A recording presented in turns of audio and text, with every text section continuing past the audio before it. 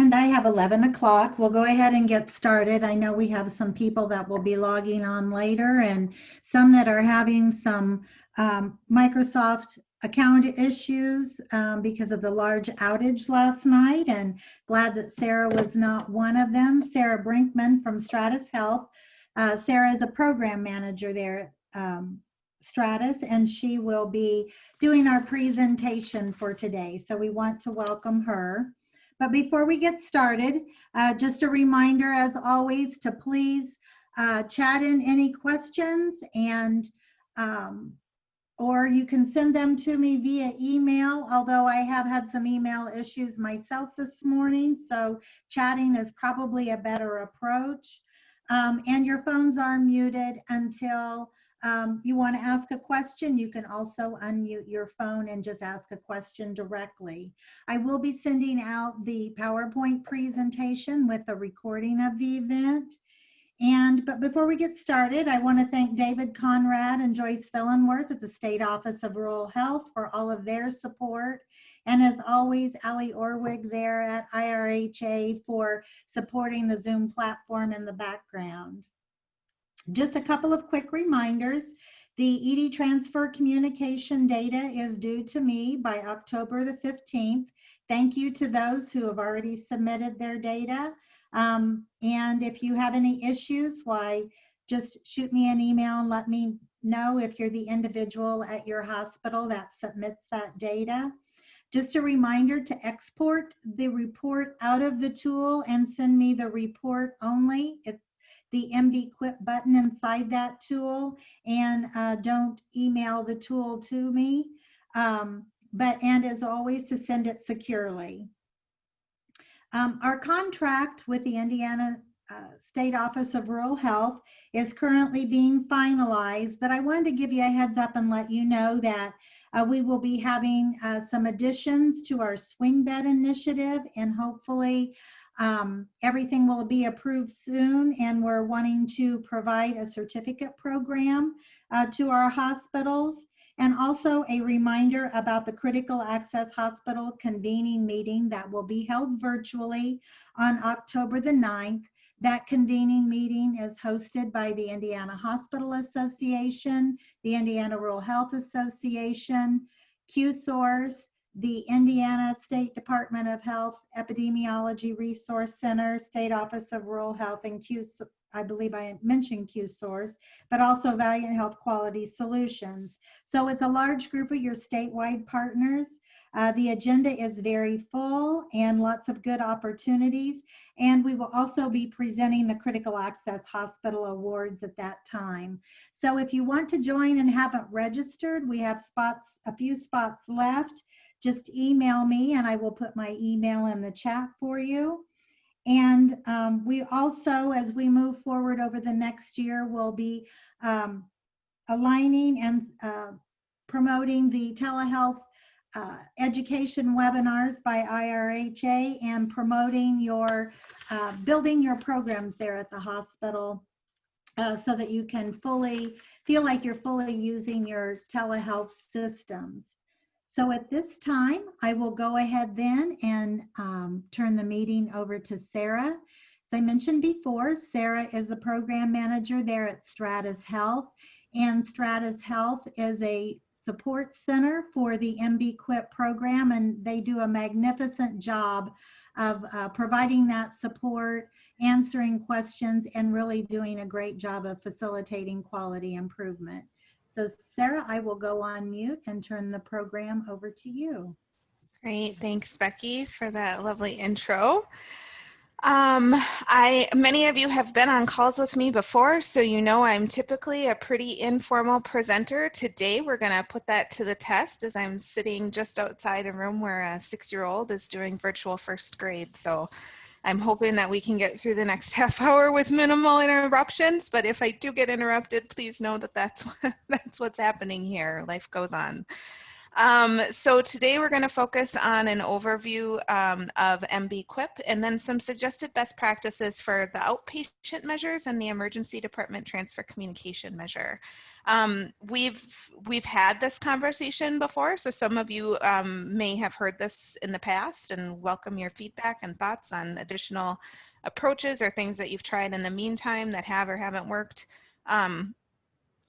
For those of you who weren't able to join us for this last year, this will be a good overview for you. Please do feel free to speak up during. If you have questions, don't hesitate to unmute yourself and ask, and post things in chat. I can easily talk at you for half an hour, but you'll get more out of it if you ask me what you're interested in knowing. So if I don't have an answer, I'll get back to you. I'm not ashamed to admit when I don't know, but definitely I'm happy to have a conversation as opposed to just having this be purely didactic. So as Becky mentioned, I'm employed by Stratus Health. Stratus is an independent nonprofit based in the Twin Cities metro area in Minnesota. We're smack dab between the Minneapolis-St. Paul airport and the Mall of America when we're in the office. Now everyone's at home, and I actually live in Minneapolis myself. We are not a research center or a policy shop, and we don't do direct practice. Rather, we work at kind of the intersection of those three areas, focusing on leading collaboration and innovation in healthcare quality and safety. We have a long history of working in rural, including serving as the Rural Quality Improvement Technical Assistance Center through a cooperative agreement with the Federal Office of Rural Health Policy. And FORHP is who funds your state flex program, and they are really the originators of the critical access hospital status. And then they fund us to support state flex programs in critical access hospitals, specifically with the MBQIP program, as well as we work with other grantees through FORHP quality initiatives, such as the Small Healthcare Provider Quality Improvement Grantees. So our objectives today are to understand the purpose and importance of CAW participation in MBQIP, identify the requirements for MBQIP participation, and then discuss some suggested strategies for improving a certain category of measures. So we're going to focus on 2 of the 4 MBQIP domains today, the outpatient measures and the care transition measure, which is currently completely made up of EDTC. So for those of you who are familiar or maybe aren't familiar with the FLEX program, each state that has critical access hospitals, there are 45 of them, has an entity within the state that's eligible to receive funding from the Federal Office of Rural Health Policy. And under that funding, there are some required grant activities and some voluntary or optional grant activities. Quality improvement is one of the required activities. So all 45 state flex programs need to be working on quality improvement. And since about 2011 or so, the basis for that quality improvement activity has been standardized through what we call MBQIP, the Medicare Beneficiary Quality Improvement Project. So the idea there is that prior to 2011, states were kind of doing a variety of different things around quality improvement. Some of them were knocking it out of the park, some of them maybe not so much, but regardless, it was hard to roll that up in a meaningful way at a national level and make sense of what was actually happening with the funds to be able to drive quality improvement efforts at critical access hospitals. Around the same time, if you think back to then, is when the Accountable Care Act was passed, or the Affordable Care Act, excuse me. So when the ACA was passed, we saw this transition and this movement from paying for quality to pushing to paying for hospitals for value, and this kind of transition that was going to start to happen. So prospective payment system hospitals were going to start getting paid for the quality of care that they provided, with the idea that this would on-ramp them into getting paid more for the value of the care provided. And because critical access hospitals are paid differently, FORHP recognized that they were had the potential to be left behind in this environment. Because critical access hospitals aren't required by CMS to report on their quality metrics in order to get reimbursed, because you're cost-based reimbursed, there was a fear that as we transitioned from a pay to for quality to a pay for value out of our fee-for-service traditional infrastructure, that critical access hospitals might kind of be left in the lurch in that value proposition. And we know that CMS is just one of your payers, and that what often happens is that what Medicare does, other payers follow suit. And so although critical access hospitals are exempt from the requirements for quality reporting and performance from CMS, for Medicare reimbursement, there was potential for them to start to feel the impact of that, that exemption in a negative way when it came to other payers like state Medicaid offices and your third-party payers. So they established MBQIP, and the goal here was to improve the quality of care that's provided in critical access hospitals, first by increasing your quality data reporting and then driving improvement activities based on the data. They identified a set of rural relevant hospital metrics, and they continue to work on that, and that continues to evolve over time. Establish technical assistance, first as provided through your state flex programs, and then to the state flex programs from both the Technical Assistance and Services Center at TASC and through us, our KITA at Stratus Health, and then encouragement and support for participation through a variety of means. And they aligned as much as possible with other federal quality programs, recognizing that what we really are focused on is building the capacity within critical access hospitals to be able to report the data and make meaningful use of the data that's collected and reported. We also want to be able to compare performance across critical access hospitals nationally and against the prospective payment system hospitals. So how are CAHs doing in comparison to their PPS counterparts is an important part of this equation.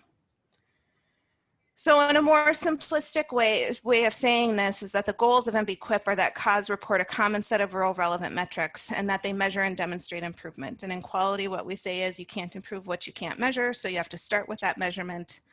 Then from that measurement, be able to validate it. And so there's some steps that need to happen in the meantime, but then analyze the data to identify opportunities for quality improvement, ultimately leading to improved patient outcomes. And then that final line there is kind of what I talked about before, which is that secondary to that, we wanted to help critical access hospitals prepare for value-based reimbursement. So the current state of the program is that there are 4 domains. There's patient safety and inpatient, patient engagement, care transitions, and outpatient measures. Those of you who have been here for a while have seen these measures change dramatically over time. As one of the goals is as much as possible to have federal alignment. Part of the reason for that, beyond building your capacity to participate in CMS-related quality initiatives, quality reporting initiatives, is also recognizing that CMS has built an infrastructure for capturing that data. So as CMS retires measures from their program, it becomes next to impossible for F4HP to maintain those as part of the core measure set for MBQIP, because the infrastructure for gathering the data at a national level is typically removed when the measure is removed by CMS from whichever program they're looking at, whether that's the inpatient quality reporting or the outpatient quality reporting program. So historic measures like heart failure and pneumonia, things along those lines, all of the other AMI and chest pain measures that you were reporting in the past, it's not that critical access hospitals didn't still have an opportunity for improvement on those measures, it's that the infrastructure for capturing the data was removed when CMS decided that those measures no longer were necessary because they had quote unquote topped out, or the burden for data collection was greater than the value of getting the data. So they had decided that based on PPS performance, not on critical access hospital performance. But that infrastructure is really important. And so unfortunately, those measures have been removed from the core measure set. So currently, under patient safety and inpatient, we have the healthcare personnel influenza vaccination measure, which is reported through NHSN.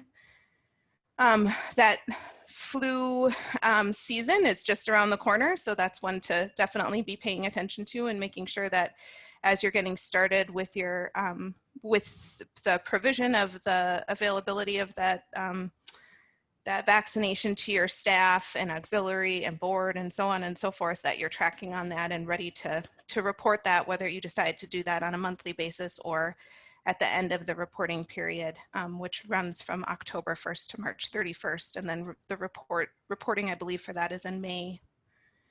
Antibiotic stewardship is also reported through the National Healthcare Safety Network, and that's collected through your annual facility survey that you submit. So that will be due again coming up in March of next year will be the deadline. The survey typically opens at the beginning of the year and runs for a few months. And it's a retrospective look back at the previous years. You'll be answering questions about what you did in 2020 in early 2021. Patient engagement is currently comprised entirely of the HCAP survey, the Hospital Consumer Assessment of Healthcare Providers and Systems.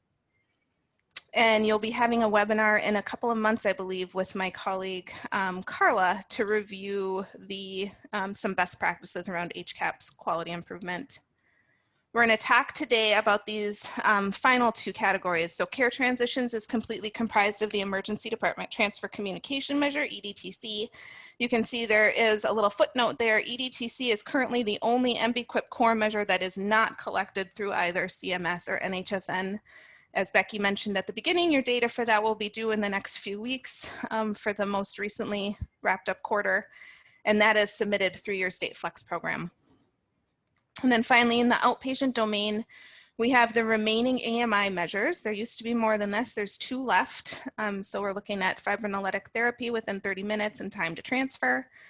And then a couple of what we refer to as ED throughput measures. So the time from arrival to departure for patients who are discharged from the emergency department, and the percentage of patients who presented to the emergency department and left before they were seen by a provider.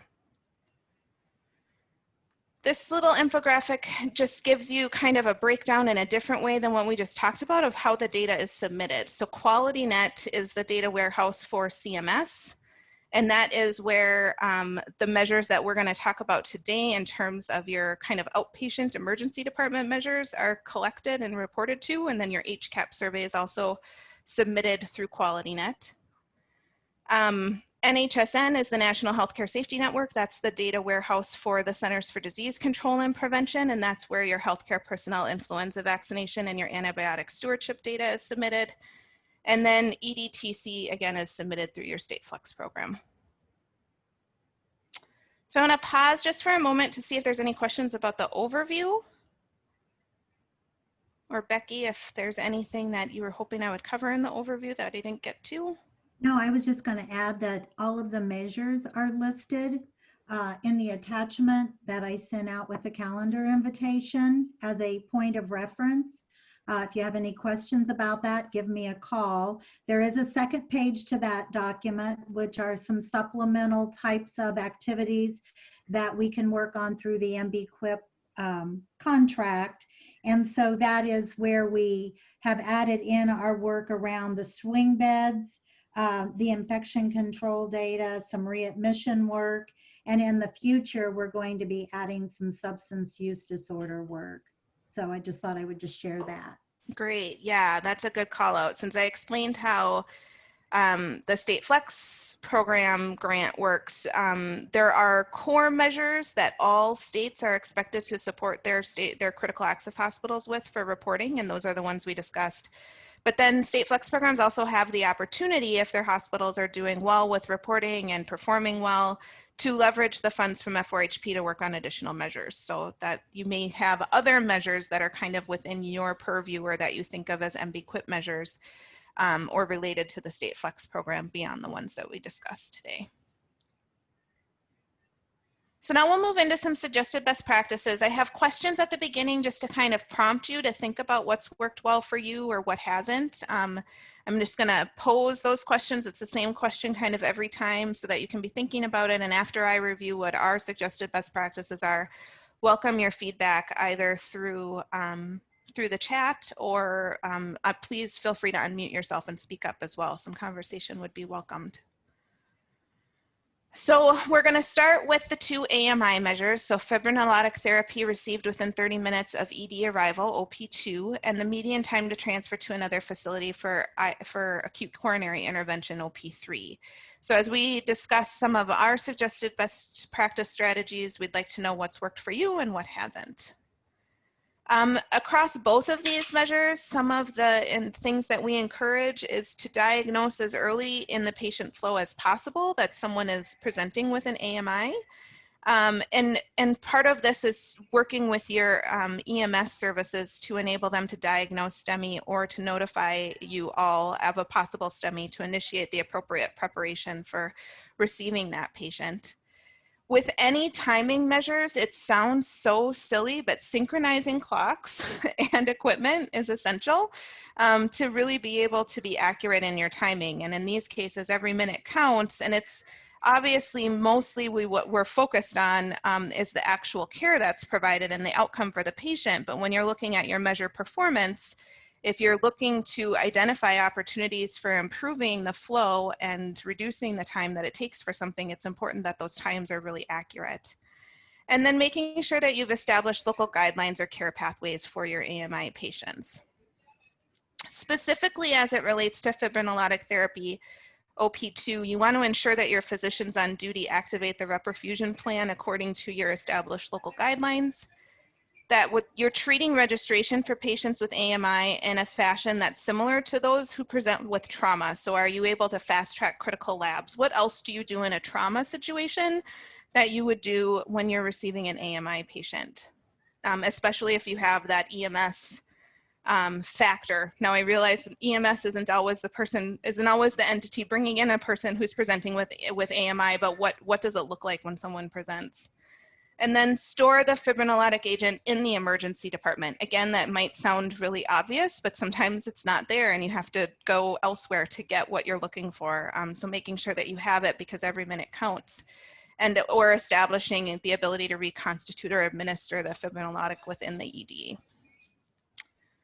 For OP3, that median time to transfer, you want to be working with your EMS and regional centers to establish your processes and protocols for expediting communication and transfer. So how can you make sure that that's not just a top priority within your emergency department, but many of you are probably working with EMS providers that are not owned by your facility, and then you're working with regional centers that you may or may not have formal affiliations with for transfer, and so you want to make sure that all of those processes and protocols, the I's are dotted, the T's are crossed, and everything's in place and folks are on the same page. Establish initial and backup plan for transfer transport to a STEMI receiving hospital. So if your first site of choice isn't available, where do you go next? And then for helicopter transfer, if you're using that, immediately activate transport during the initial communication between the referring and receiving hospital regarding the need for reperfusion so that your helicopter transport folks are at the ready. So that's what I have for some of our suggested best practices. I want to go back to the initial question that I posed and see what's worked for you, what hasn't. Does this resonate? Does this feel way off base? Doable, not doable? Sarah, this is Becky. I did have a question that was emailed to me, and I know that we've had limited access to data reports from HRSA, due to COVID and some restructuring there at HRSA and movement to them covering other responsibilities for COVID. Yeah. But what kind of changes have you been seeing in the timing measures related to COVID activities? That's a great question and one that I would have to look into and get back to. I don't have that information off the top of my head. We have the same barriers to accessing data right now as you all do. So unfortunately, we haven't seen performance data for quite a while. What I can tell you is that it's not uncommon for critical access hospitals to go quarter over quarter over quarter without any AMI patients at all, or if they have AMI patients that fall into the population, they fall out of the measure for whatever reason. So we do this measure set is our lowest data in terms of volume of data, is the lowest data point that we have. But I can certainly look into and see what that looks like, because I can imagine that receiving facilities are having some changes to their processes depending on their rates of COVID. And especially during the first quarter or so of data that fell within the COVID-19 pandemic, I would anticipate that there were some delays there, but I don't know that off the top of my head. Okay, thank you. Yeah. So it would be interesting to hear then from others. So please either chat in or unmute. How have you tried to work around preventing some of those delays? And as Sarah said, what has worked for you and what hasn't? So we'll just give you just a little bit to respond to that.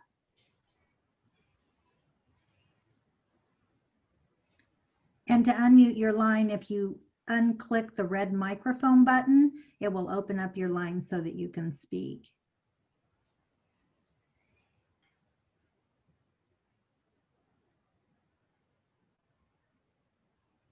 Hi, Becky. This is Lisa Banks. Can you hear me?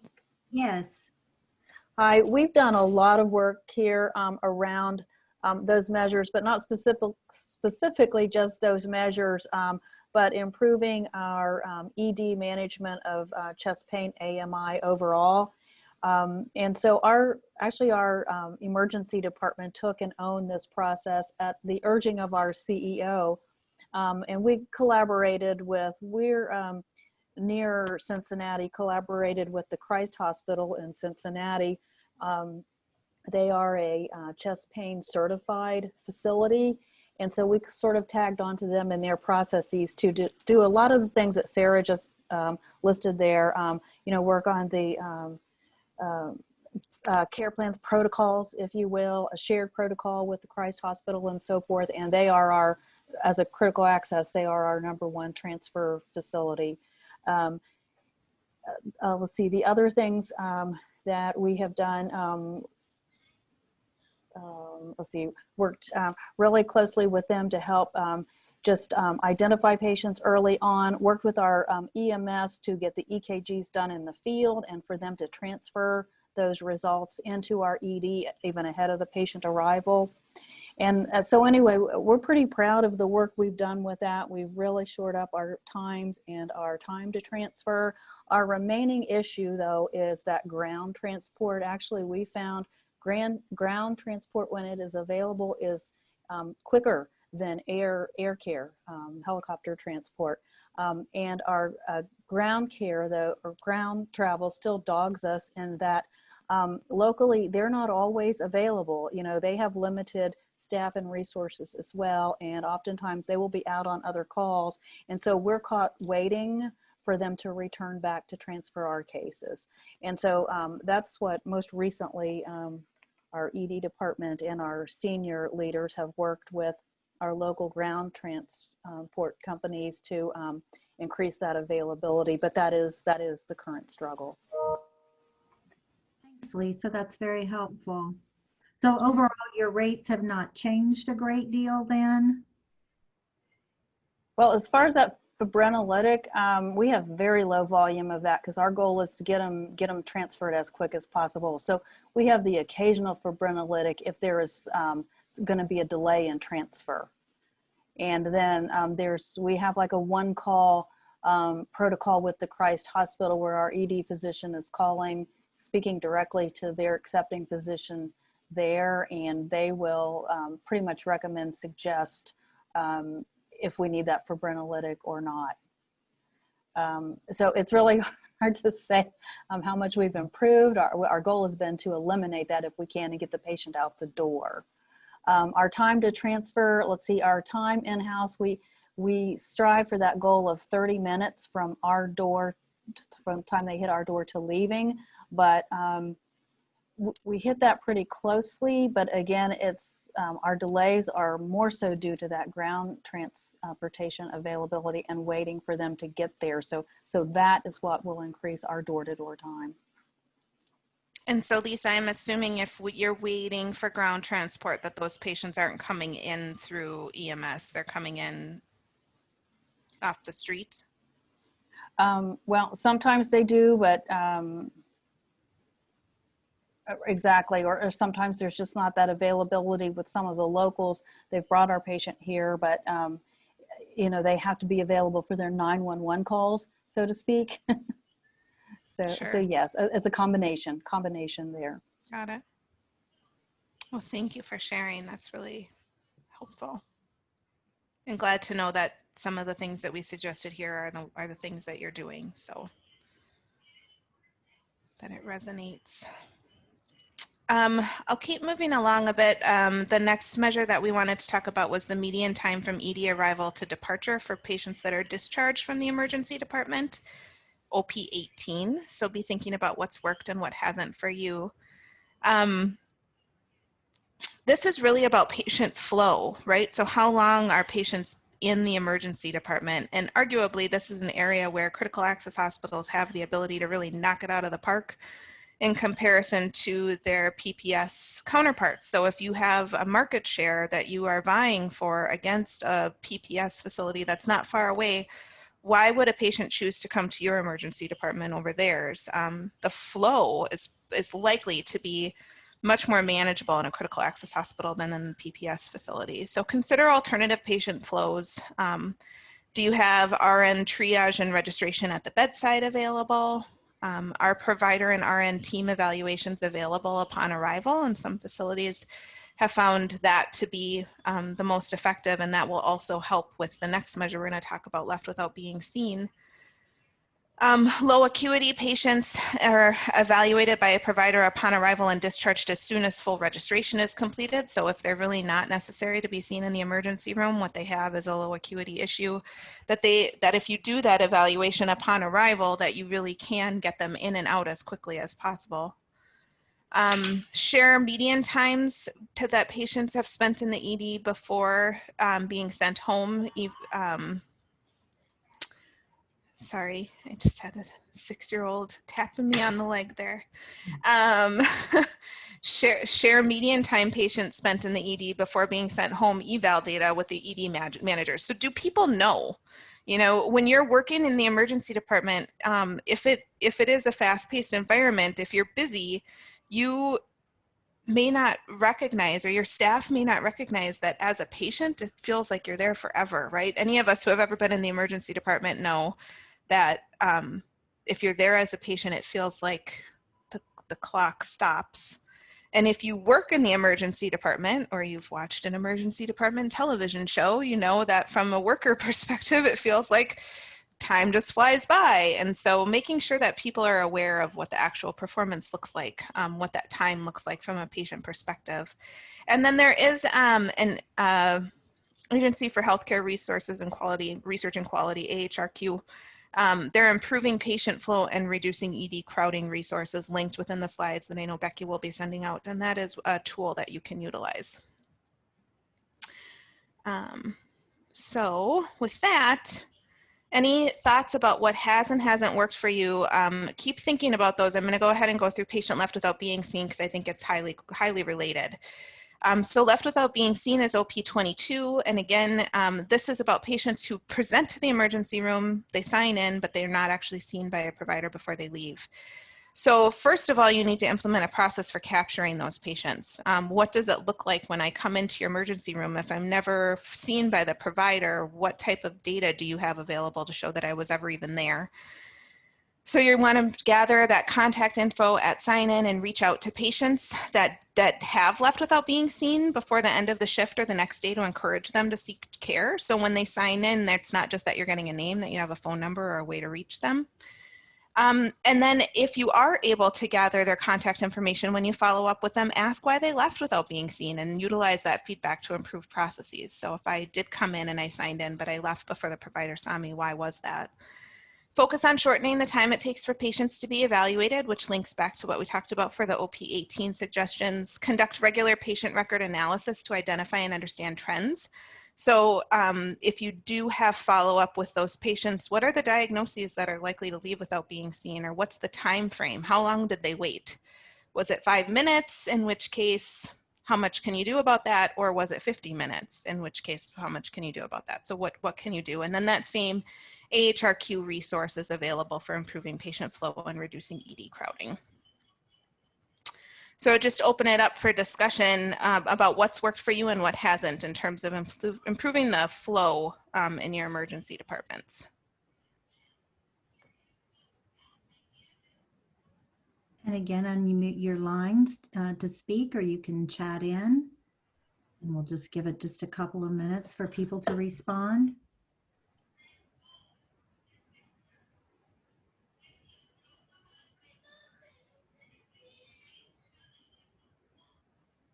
Sarah, I had a question chatted to me. How are most hospitals handling an increase in mental health patients in their emergency departments to keep? Oh, that's an excellent question. And that is a national crisis well beyond our critical access hospital population, right? We have that across the board. So I would open that up for discussion. I think it really depends on the local resources that you have and knowing what those are and how to tap into them. So if there are others on the line, it's kind of handled, in my experience in discussing it with hospitals, it seems to be that it's handled kind of at a regional or a state level, what your process might be. So it's hard for me to say what would work in Indiana. I don't know, Becky, if you have thoughts either. Yeah, and David Conrad is on the line too. He may be able to jump in here and share. But I do know that the state has been working on trying to assist different areas of the state access to behavioral health professionals to assist. But I haven't heard a lot out of hospitals as far as how they're handling patients that come into their unit and they're trying to get them placed. Are you able to move them out more quickly than you have in the past? Have you developed some additional resources there at the hospital?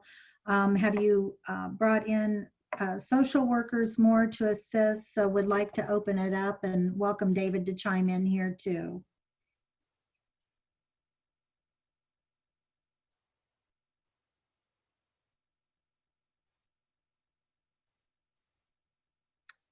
Anyone had any good success recently? And that is something too that I will reach out to different individuals and just see if I can't get a list of suggestions from different hospitals, particularly now as we're all struggling with COVID, probably be struggling more with flu types of admissions through the winter months. Sarah, Indiana has opened up. We are in phase 5 of COVID. So people are out and about more here in Indiana. Just Yeah, kind of and finding I think we potential can answers. anticipate that there will be continued, I mean, mental health has been a crisis for a long time. And knowing that you guys, where you're at is helpful in terms of your opening up. I think that the impact of COVID-19 on mental health related visits, I think will be interesting to see over the course of, to look back at the data from the 6 months up until now and then going forward as well, depending on where states are at and the level of social interaction that folks are able to have. So. David did chat with me, so he said that he didn't have anything specifically to add right now. He's having trouble unmuting. But if you're having particular problems with patients being held in the emergency department for long periods of time, email that to me and then we'll set up a webinar and see if we can't help you with some problem solving and quality improvement efforts around that, and potentially connect you with some good resources for your local area in the state. So thank you, David. Sounds good. Yeah, and just a note, if folks are on the phone separately from their computer, *6, I think, is how you unmute if you're on the phone. Okay, so we'll move along to our last measure discussion for today is the Emergency Department Transfer Communication Measure. So those of you who are familiar with this measure know that it underwent some changes that you implemented starting in January of 2020. Some updates were made to the measure following a technical expert panel a couple of years ago. So what we encourage you to do is to initiate discussions with organizations, both hospitals and long-term care centers that frequently receive patients from your emergency department. This is really looking at how are you communicating key elements of the care that's provided in the ED to the next level of care that is responsible for providing services to those patients. So one of the key pieces that we want to focus on here, and we always try to bring up, is knowing who your patient population is. Often when it comes to billing or for other reasons, you might think about patients that come from a long-term care facility and go back to that same facility as going home, but someone else is responsible for their care at that facility, and so it's important that those patients get included. If you think about your grandmother, your mother, your aunt, your uncle, your whoever, who maybe lives in a nursing home, coming into the emergency department and then going back to the nursing home, you would want to ensure that the folks at the nursing home knew what happened while they were in the emergency department. What medications were they given? What kind of assessments were done? What type of tests were run? What were the results of those tests? And so what EDTC does is ensures that the communication goes with the patient to the next level of care, whatever that level is, whether it's higher or back to kind of a home state in a long-term care facility. So you want to have conversations and discussions with organizations regarding the opportunities for improved transfer communication and care for patients. You want to implement prompts and documentations in your electronic health record. As with many things related to quality, we want to leverage technology to the extent possible to make it as easy for us to both get the data and to do the right thing. So we want to ensure that those elements are being captured and that they're being documented. You know, I said earlier that if in quality, if you can't measure it, you can't improve it. And you all know that in nursing, if you didn't document it, it didn't happen. So make sure that those data elements are being captured and that you're also being able to track on if they were communicated with the receiving facility, either electronically or via printed paper form. So part of that will be identifying and implementing that standardized process for documentation and transfer of information. Many of you work with the same facilities over and over again for transferring, so being able to work with your kind of usual suspects, whether that's your tertiary center for transferring to them for more acute cases, or those nursing homes that you work with frequently, or if you have inpatient psychiatric facilities that you're transferring to, and so on. Updating your paper transfer forms to ensure capture of all the required data elements and documentation necessary. So if you're not able to necessarily utilize the electronic health record to the full capacity, or if it doesn't have the capacity to support you in those efforts, having those paper transfer forms available. And then developing standardized setting of care processes to report any outstanding test or lab results. Often those lab results aren't available at the time of transfer. So how are you going to ensure that as soon as they are available, that they're shared?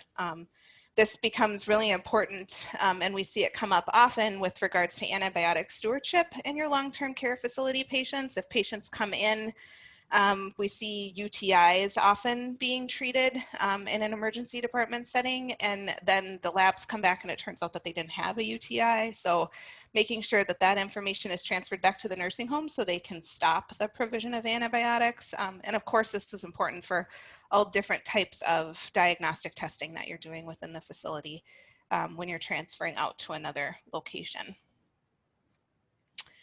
So I'll pause there to see if there's any questions or other suggestions specifically related to EDTC or any of the other measures that we talked about today. And we'll give everyone just a couple of minutes to chat in any questions or send those to me. And we'll make sure to get those addressed.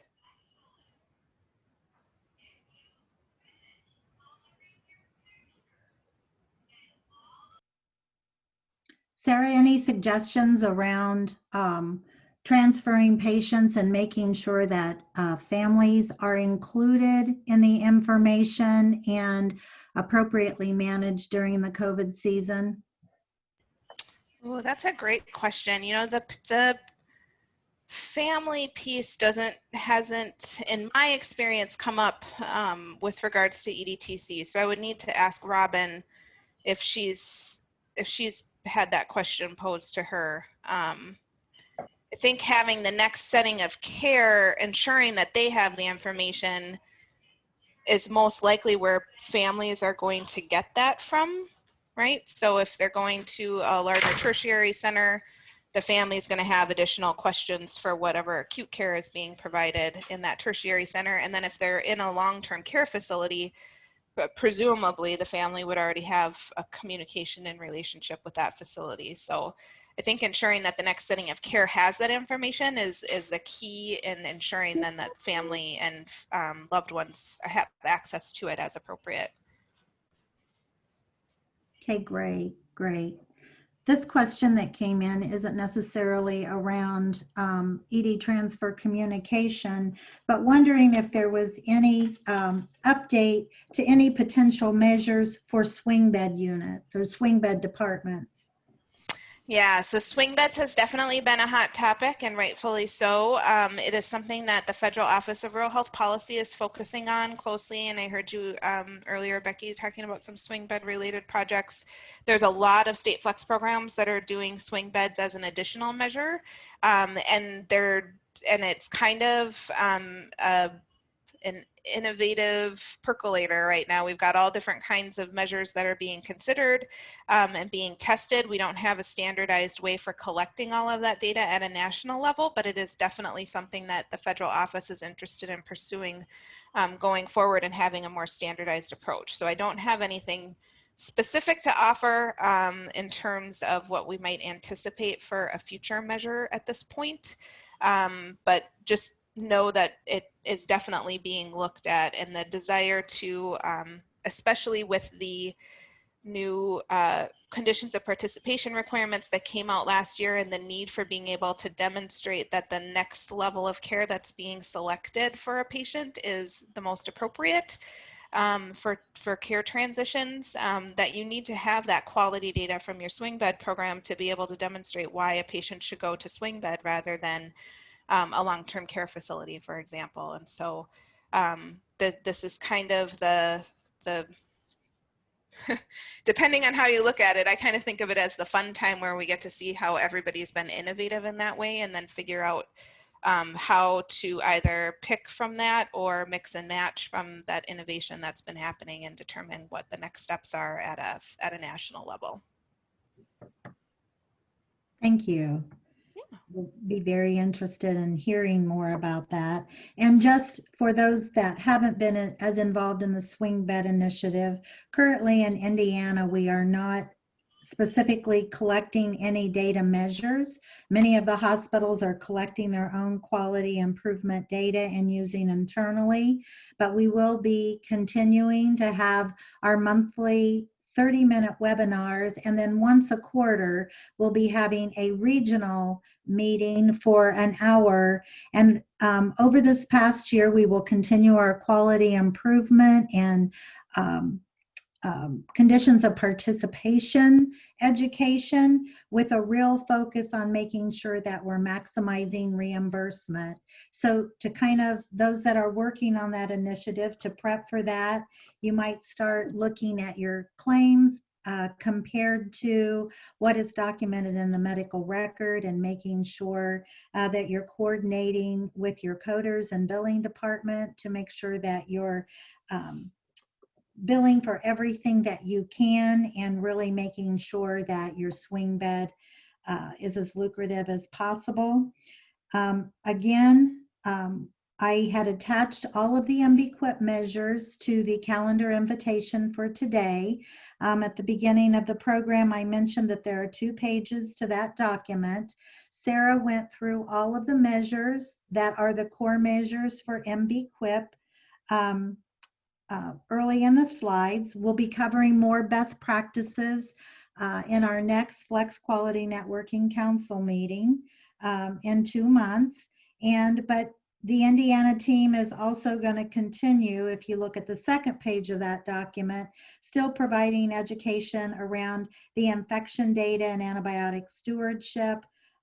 Again, a big focus on swing beds, readmissions, health equities, and after the first of the year, we'll be doing some additional work around substance use disorder.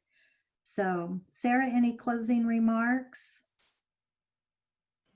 No, this has been great. My email address is here, but Becky knows how to get in touch with me too. And honestly, if you reached out to me, I would encourage you to get in touch with Becky or David. So feel free to reach out, but they have all of the amazing resources and knowledge and expertise to be able to offer you. And we welcome feedback on the presentation, suggestions for how we can improve going forward, and look forward to meeting with you all again sometime in the future.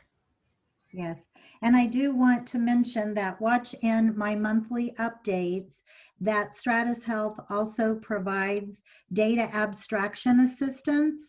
And there's a link there where you can register for those sessions, and they're often very helpful in that it's helpful from an abstraction perspective, but it's also a great session to learn the struggles and how others are managing maybe some of the challenges that you're facing as well. So please watch that in the monthly updates, as well as the MBQIP monthly newsletter report that goes out. There's often some great best practices in there for all of the MBQIP measures and many of the best practices that other critical access hospitals are implementing to improve patient outcomes. So hopefully today's call has been helpful to you. If you have any questions, reach out to me, Becky Royer. My email address is in the chat. And also, if you do have specific mental health challenges that you would like to discuss with the State Office of Rural Health, let me know and we can set up a teleconference to see if we can't find some local resources for you. A big thank you to Sarah for a presentation today, and good luck in the next future months. She's expecting a baby here, and so we'll be excited to see pictures of the new little ones. So thank you so much, everyone. Stay safe, and we appreciate all you do every day. Bye-bye.